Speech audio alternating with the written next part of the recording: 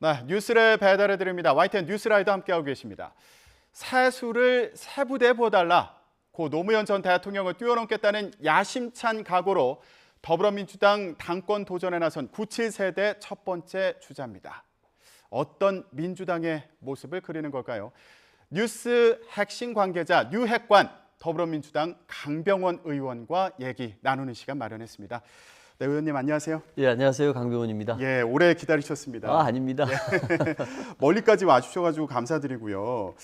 자, 어제 일정을 봤더니 봉화마을 다녀오셨어요. 예, 권양숙 여사도 예방하셨는데 어떤 말씀 나누셨나요? 노무현 그 이름만으로도 제 가슴이 절절합니다.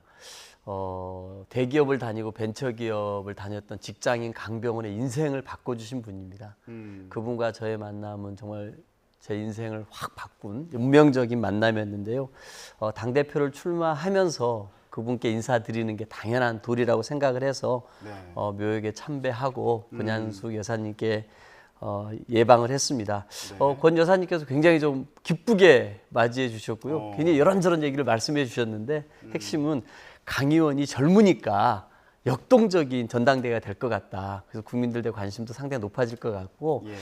젊은 당대표 후보답게 뭔가 비전과 제시해가지고 우리 국민들께 뭔가 민주당에 희망을 주는 전당대회를 만들어달라 그런 네. 격려의 말씀, 당부의 말씀을 해주셨습니다. 예, 대통령님을 뛰어넘겠습니다. 이런 메시지를 또 거기 적지 않으셨어요? 예, 의원님께서요? 예. 이거는 어떤 의미였어요?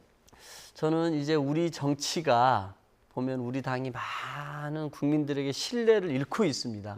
다 아실 겁니다. 그 신뢰를 잃고 있는 것은 우리가 과거에 옳았다고 하는 것들에 대해서 이 틀을 벗어나지 못하는 거 아닌가 싶습니다. 네. 아마 노무현 대통령이셨다라면 지금의 전당대회와 우리 당 위기를 어떻게 보셨을까? 예. 저는 그거는 이 다양한 계파들이 있는데 이 계파들 다 뛰어넘어라. 예. 586도 뛰어넘고 친문도 뛰어넘고 예. 친명도 뛰어넘어서 새로운 정치, 새로운 인물들이 등장해야 되지 않겠냐라고 저에게 말씀하셨을 것 같습니다. 예. 저는 그런 의미에서 이제 노무현 대통령이 말씀하셨던 것처럼 그런 뭔가 모든 것들을 뛰어넘는 정치를 해야 되는 게 저에게 주어진 사명이 아닐까 생각하고 있습니다. 예. 의원님께서 이제 당대표에 도전하는 건 97세대로서 이제 첫 주자로 나서신 거잖아요. 첫 네. 번째로 이제 출마 선언을 하신 건데, 그런데 지금 말씀하신 것처럼 대표적인 친문계 의원이시기도 하니까요. 그러다 보니까 일부에서는 이게 세대 교체와는 별개로 결국에 이재명 대 친문계 이 구도가 그대로 이어지는 거 아니냐 이렇게 보는 시각도 있거든요. 아마 박용진 의원이 친문일까요? 음. 아니죠. 강훈식 의원도 친문일까요? 아니죠.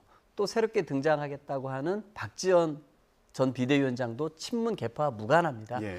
지금의 큰 흐름은 새로운 세대들이 등장해서 우리 당의 혁신과 통합을 이끌어 달라는 국민적 요구가 있다고 생각합니다. 이런 대선과 지선의 연이은 패배에 책임 있는 사람들이 또 등장하고 예. 계파의 대표격으로 되는 분들이 또 등장했을 때 우리 당의 전당대회가 계파 싸움으로 보이고 또 과거에 머무는 정당이 될 수 있지 않겠습니까? 과거가 아닌 미래로 가야 되고 또다시 지는 정당, 이대로의 민주당이 아니라 이기는 민주당으로 가기 위해서는 새로운 인물들이 등장하고 있는 것입니다. 그렇기 네. 때문에 제가 친문의 대표일 수는 없고 하지만 친문에 속해 있는 건 맞습니다. 예. 하지만 어떤 특정인을 위한 계파가 아니라 뭔가 새로운 세상과 노무현 대통령의 그런 뜻을 이어받는 그런 정치를 하는 사람들의 학습 모임에 속해 있는 것이지 제가 계파를 대표할 수 없습니다. 지금에 필요한 것은 이 지금의 우리 낡은 민주당의 모습, 국민의 신뢰를 못 받는 모습, 책임지지 않는 정치를 하고 있는 민주당의 모습을 뛰어넘는 새로운 세대들의 등장 이렇게 표현해 주시는 게 적합하겠다라고 말씀드립니다. 알겠습니다. 계파를 뛰어넘는 새로운 세대 등장이다. 이렇게 표현을 해주셨고요. 그러면 주말 사이에 있었던 일 얘기를 좀 먼저 해볼게요. 박지원 전 비대위원장이 공식적으로 출마를 선언했는데 일단 이 출마 선언에 대해서는 어떻게 평가하십니까? 저는 박지원 비대위원장이 우리 당에 있으면서 굉장히 의미 있는 내용들을 많이 지적을 해줬습니다. 우리 당이 부족한 지점으로 팬덤 정치 극복해라. 대중 정당으로 나서야 된다. 청년에게 정말 의미 있는 정당이 돼야 된다. 약속을 지키는 정당이 돼야 된다 등 여러 가지 의미의 지적을 해주셨는데 저는 우리 당의 아픈 부분이고 우리 당이 반드시 해야 될 내용을 지적해 줬다고 생각합니다. 저는 공감을 하고요. 하지만 이제 박 비대위원장이 당대표를 출마하는 데는 자격 요건에 문제가 있더라고요. 이 자격 요건의 문제는 이제 비대위에서 결정할 문제겠습니다만 저는 자격 요건에 문제가 없다면 박 전 위원장이 전당대회에 참여해서 그런 우리 당의 민주당의 혁신 방안에 대해서 비전에 대해서 함께 경쟁하면서 우리 당의 이 노선과 가치와 비전을 풍부하게 만든다면 저는 의미 있는 일이다라고 생각합니다. 네. 일부에서는 박지원 전 비대위원장 같은 경우에 지방선거 결과에 책임을 지고 이제 물러난 그 비대위의 수장이었잖아요. 이 부분에 대해서 이게 출마 명분이 좀 부족한 거 아니냐 이렇게 지적하는 목소리도 있거든요. 저도 좀 그 부분에 대해서는 아쉽긴 합니다. 박지원 비대위원장이 어쩔 때는 송영길 전 대표의 서울시장 출마를 반대하셨다가 며칠 뒤에는 또 출마를 종용하기도 하고 또 이재명 이재명 후보의 개항을 출마를 반대하셨다가 또 출마를 앞세워서 나와야 된다고 얘기하시지 않았습니까? 막 이렇게 갈짓자 행보를 보이신 건 좀 아쉽기도 해요. 근데 또 보면은 또 누가 추천했느냐 하면 또 이재명 또 후보께서 추천했다는 얘기가 또 많지 않습니까? 좀 그런 갈짓자 행보가 있기는 합니다만 저는 그래도 그분이 얘기하는 우리 당의 혁신의 내용, 우리 당에 대해 반성해야 될 지점을 지적하는 것에 대해서 귀담아 듣고 거기에 의미를 두고자 합니다. 그런 갈짓자 행보가 이제 선거 과정에도 좀 영향을 미친 거 아니에요? 이런 취지로 이해를 하면 되겠습니까? 예, 그렇습니다. 예. 그럼 아까 그 출마 요건에 대해서 말씀하셨으니까 이 부분도 좀 짚어볼까요? 예. 일단 엄격하게는 당원가입 6개월이 안 돼서 출마 자격이 없는 상황인 거잖아요. 근데 박 전 비대위원장은 당무위원회 의결로 달리 정할 수 있다. 이런 당규를 거론하고 있는 상황이거든요. 이 부분은 어떻게 평가하십니까? 저는 일단 정치인이시고 당대표라는 거에 출사표를 던지려고 한다라면 적어도 이런 부분들은 깔끔하게 사전에 하셨어야 되는 거 아닌가라는 아쉬움이 있습니다. 이게 무슨 큰 일이잖아요.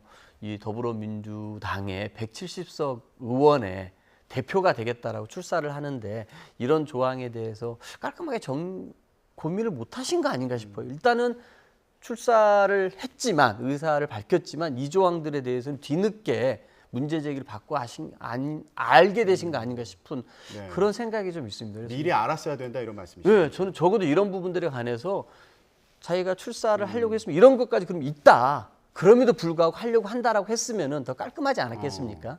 그러면은 이게 당무위에서 이제 바꿀 수 있다. 이 부분에 대해서 얘기하는 거 두고 이거 특혜를 요구하는 거 아니냐 이런 지적도 있거든요. 저는 그런 부분들은 일정 정도 그 근거 있고 합리적인 지적이라고 생각합니다. 아마 비대위에서 어떻게 결정할지를 모르겠습니다만 어쨌든 정치인이 큰 행보를 할 때는 이런 것들도 신중하게 다 검토하고 하는 게 맞고 그럼에도 불구하고 본인이 꼭 나와야겠다라고 하면 제가 자격 요건이 안 됩니다. 하지만 당무위에서 이렇게 의결해 주실 수 있으니 해 주신다라면은 이러이러한 내용을 가지고서 당대표에서 함께 경쟁해 보겠습니다. 이렇게 수순을 밟았어야 된다고 생각합니다. 예, 우상호 비대위원장도 이제 비대위에서 논의를 해보겠다고 했는데 당무에서 만약에 이제 나갈 수 있도록 그렇게 결정을 내린다면 어떻게 보실 것 같으세요, 의원님께서는? 저는 그 결정이 쉽게 내려지지 않을 것 같습니다. 결정하면 안 된다라는 취지로 들리기도 아니 하고. 그렇지는 않습니다만 그런 좀 설득력 있게 하기가 쉽지는 않을 것 같습니다. 당무위에서 네네. 예, 이런 요건을 넘어서 이제 출마를 허하는 쪽으로 결정을 내리니까 쉬워 보이지는 않는다. 네네, 이런 그렇습니다. 말씀이시고 예. 알겠습니다. 자, 지금 97세대에 이어서 박지원 전 위원장까지 출마 선언이 계속 이어지고 있어요. 그럼에도 불구하고 어대명이라는 단어가 민주당에서 굉장히 많이 쓰이고 있더라고요. 예, 특별한 전략이 있으십니까? 꼭 의원님이어야 되는 그런 배경이 있다면 뭐라고 할 수 있어요? 일단 먼저 저는 어대명이라는 말에 대해서 약간 좀 불쾌합니다. 그래요. 출마선을 아직 안 하셨잖아요. 출마선을 안 하셨는데 이렇게 어대명이라는 말이 나오는 게 열심히 출마선을 하고 뛰고 있는 사람에게는 조금 이렇게 썩 좋게 들리진 않습니다. 저는 그 이재명 의원께서 지금 108번뇌 중이다. 이런 얘기들을 많이 하던데 이 108번뇌를 넘어서 108만 번뇌 중이신 거 아닌가 싶은데 너무 오랫동안 장구하시면 안 된다라고 생각이 들고 지도자는 이런 진퇴에 대해서 본인의 이 거취에 대해서 명확하게 국민들에게 밝힐 필요가 있지 않습니까? 지금 대선이 끝난 지가 4개월이 됐고 지방선거가 끝난 지가 한 달이 넘었습니다. 이 지방선거 출마 자체가 당대표를 나가기 위한 포석이었다. 라는 시선도 있습니다. 적어도 그렇다라면은 국민들께 많은 사람들이 묻고 있습니다. 나갈 겁니까? 안 나갈 겁니까? 입장 밝혀달라고 얘기하고 있지 않습니까? 예. 저는 책임 있는 정치 지도자라고 하면은 밝혀야 된다. 나는 이렇게 하겠다라고 밝히는 게 예. 바람직한 자세라고 생각이 들고요. 예. 저의 최대의 무기는 우리 당이 어떻게 변화되기를 바라는 국민들의 마음이 있지 않습니까? 아마 좀 다들 좀 제발 민주당이 정신 차려서 좀 신뢰 회복하고 약속도 좀 지키고 책임질 일 있으면 책임지고 그러는 걸 바라고 있는 거 아니겠습니까? 네. 저는 그런 의미에서 이 세수를 세 부대에 담자 새로운 인물들이 나와서 혁신과 통합을 얘기해야 국민들에게 설득력이 있지 뭔가 과거에 이런 부분들에 관해 책임 있는 분들이 등장해서 혁신 얘기하고 쇄신 얘기하면 국민들에게 설득력이 있겠습니까? 예. 또 윤석열 정부가 지금 굉장히 경제무능, 외교무능, 정말 인사참사, 검찰 왕국 등을 만들어가지고 지지율이 뚝뚝뚝 떨어지고 있습니다. 이 윤석열 정부에 대항하는 이 야당이 그 견제와 비판을 제대로 하기 위해서는 그 스피커, 메신저가 뭔가 신뢰 있는, 신뢰감을 줄 수 있는 사람이 되어야 그 견제와 비판이 잘 먹히지 않겠습니까?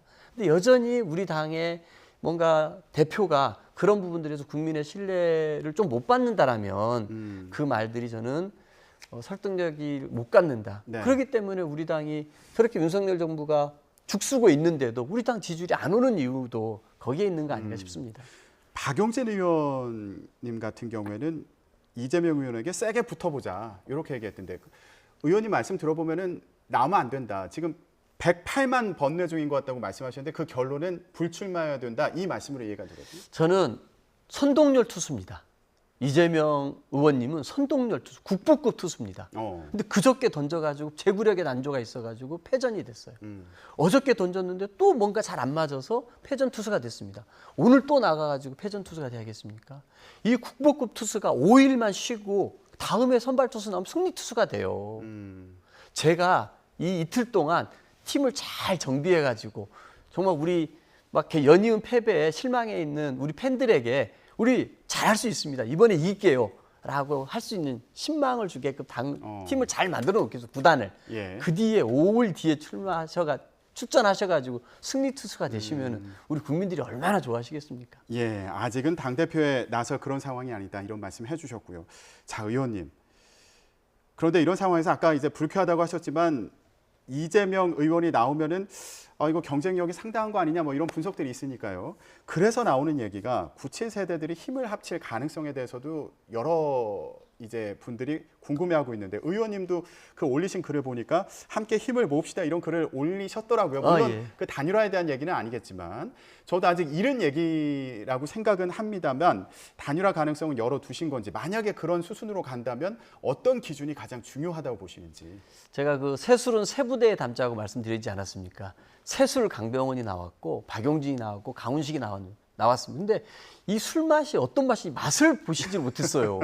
이게 도수가 몇 도짜리인지 탁주인지 증류주인지 화학주인지 맛도 못 보셨습니다. 일단 시음을 좀 충분히 하셔야 되지 않겠습니까? 네. 시음을 하셔서 이 맛이구나.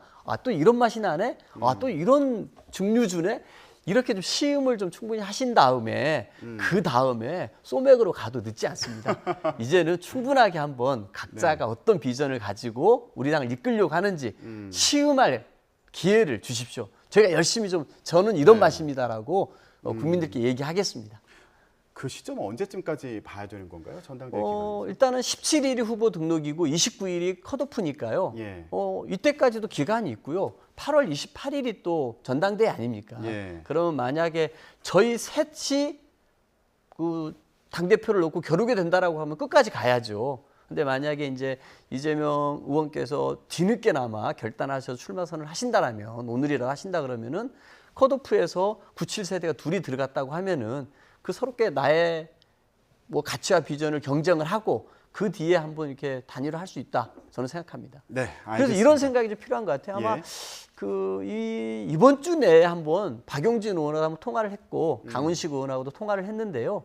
이번 주 중에 한번 97세대들이 한번 모여가지고 좀 여러 가지 97세대가 갖고 있는 뭐 비전을 가지고 경쟁 잘하자 이런 얘기를 한번 나누려고 합니다. 네, 알겠습니다. 어떤 말씀 나누는지 저희도 한번 나중에 듣는 기회 또 가졌으면 좋겠습니다. 자, 지금까지요 더불어민주당 강병원 의원과 함께 당 대표 도전 소회에 대해서 들어봤습니다. 네, 오늘 말씀 여기까지 듣겠습니다. 고맙습니다. 예, 고맙습니다.